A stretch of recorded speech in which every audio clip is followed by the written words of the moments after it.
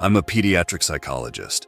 I help children and their parents deal with psychological problems relating to almost anything.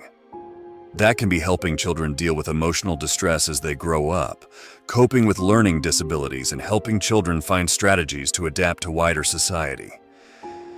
Most of the time, the issues I deal with aren't life-threatening. They're serious, but I really just help children and parents to help themselves more than anything. Except for the incident I'm about to tell you, and I love my job. I help children to overcome obstacles in their lives and reach their full potential. The sense of accomplishment and joy that I see in the faces of children and parents is something I just couldn't experience in any other job. So when Mary, the mother of Jonathan, told me she believed her son's imaginary friend had become real, I took the case with a morbid sense of curiosity. "Tell me about your friend, Jonathan. What's their name? What do they look like?" The blonde 5-year-old John wouldn't look up at me. He only stared at the ground, frightened. We hadn't even begun the session, and he was already closed off. It would be difficult to establish trust with the boy if he couldn't open up. I was contemplating asking his mother Mary to leave the room before she interjected. "Mr. Bighead wears a tuxedo with one of those red bow ties, like he's going to some fancy dress party. But it's his head. It's big and round. Mr. Bighead, duh, obviously. But it's like one of those smiley face yellow Pac-Man sized heads, and he never stops smiling." "Has John drawn pictures of Mr. Bighead?" "No, John doesn't have to. I've seen him." I was a bit surprised by Mary's answer. This session wasn't just about John anymore. I was looking for possible behaviors from his parents that enabled such a dangerous illusion to manifest in John's young, developing mind. "You say you've seen Mr. Bighead before, Mary. Where have you seen Mr. Bighead?" Mary shook her head, and I could tell that she was more stressed than John. "Outside the house. He was just staring from outside the house, out on the street out front. I didn't understand it. At first I thought some guy got lost, maybe being paid to be a mascot or something. I don't know, but then I told him to get lost and he didn't say anything. Then I saw him again and I had enough and I called the police. When they arrived, nope, disappeared into thin air. It sounds so stupid that it couldn't be real. I don't want to believe it." "I thought I was going crazy, Doc." "We don't use that word here. I'm here to help you with John's imagination in a constructive way. You really mustn't be so negative on yourself." This was starting to get dangerous. An imaginary friend for children can sometimes act as a constructive method to socially interact with the world, a plaything to practice social role play. But his mother was simply exacerbating a potentially harmless fantasy into an outright dangerous delusion based on an encounter with a stranger. My initial hypothesis was shared psychosis, or folie à deux as the French call it. When one individual strongly believes something, this can cause those around that individual to also strongly believe in the delusion or fantasy. I decided it was best to avoid the topic of Mr. Bighead for now. Establishing trust and gaining a detailed social history would allow me to help the poor boy and his mother. We started talking about the family situation, and I discovered that Mary had actually been widowed shortly after Jonathan was born. Her husband had died in a car accident, a mixture of poor weather conditions and drink driving. I had an inkling that this tragedy perhaps played into the creation of Mr. Bighead, but I decided it would be best to leave that particular theory for the next session. From there, we discussed more mundane topics such as her employment with a department store, the stress from increasing mortgage payments and grocery bills, how Mary had to make the choice between Taco Tuesday and Pizza Friday. That little topic got John talking for the first time, a good sign. Then we moved on to John, and how he was finding elementary school, what his friends were like, his life aspirations. All things considered, John was a normal little boy. Except for this Mr. Bighead character that has his mother worried. Our hour was up. I rescheduled another appointment for tomorrow and wished John and his mother a good evening. I wish I could have said the same for me. There were only a few more appointments that evening. Nothing too dramatic, thankfully. So when I went to the car park, I was still in a rather calm mood. It was only when I walked up to the car door did I pause. Out of the corner of my eye, I thought I could see the silhouette, a man with a large, round head. It was ridiculous. Mr. Bighead doesn't exist. There's no reason for him to be stalking me in this car park. But do I look? Do I just drive off? Curiosity demands that I look. But what would I be curious about? A child's imaginary friend is at a car park.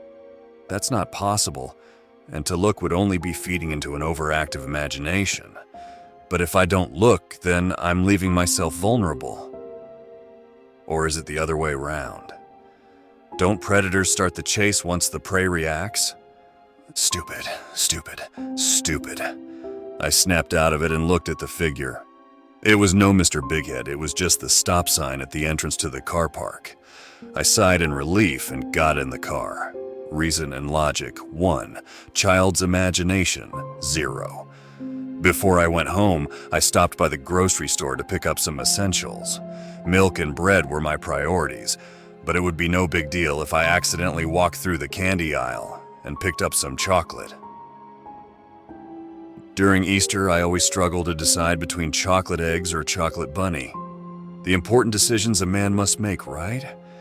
As I stood there contemplating differences in textures, variety of fillings, and price per pound, I saw it again, or I thought I saw it. Mr. Bighead. He only passed the end of the aisle for a second, but I was convinced that I saw his massive head walked past. Or did I? It was ridiculous. I couldn't be seeing a children's imaginary friend in a grocery store of all places. Is he shopping for milk after work too?